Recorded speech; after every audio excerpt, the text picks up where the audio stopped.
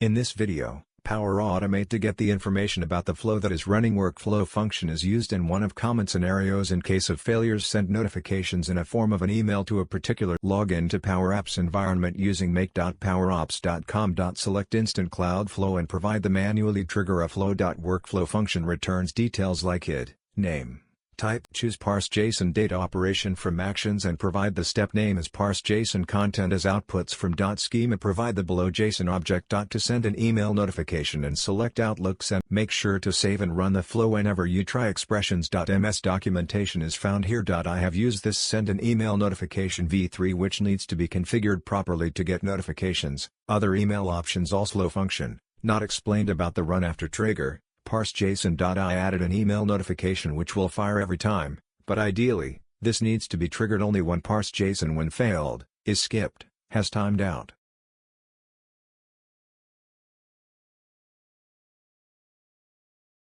In this video, how you can use the math functions from dynamic content in a Power Automate flow. Created an array of numbers and from this, select a minimum value. Inversely is the min function, the array or collection. Here's how I use the max function. As it suggests, this is the addition function which will add the two numbers provided as arguments. In the variable, look for add and enter the while running the flow.add function and passing the parameters separated by a comma. The function suggests, you can subtract number 2 from number 1. Below subfunction, I can see .rand function will. In this video, how you can use the math functions from dynamic content in a Power Automate flow. Created an array of numbers and from this, select a minimum value. Inversely is the min array with 6 items in array starting value 2. Mod function will give the modulo/modulus or the division between the dividend and the result obtained is the remainder of the division.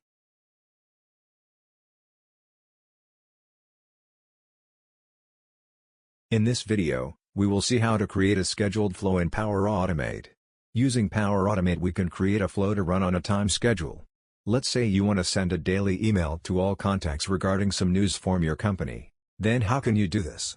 The scheduled flow in Power Automate is used for this scenario.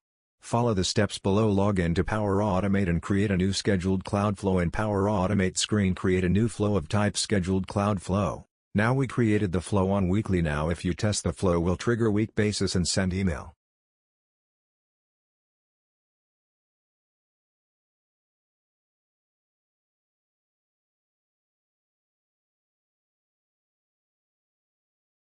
In this video, how to configure trigger. Create a new flow and choose trigger as OneDrive an option as when a file is created.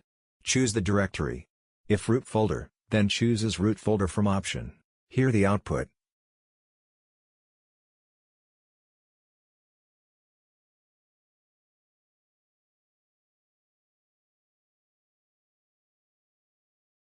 In this video, scopes are a special kind of action in Power Automate that, unlike other actions, do not perform any actual work.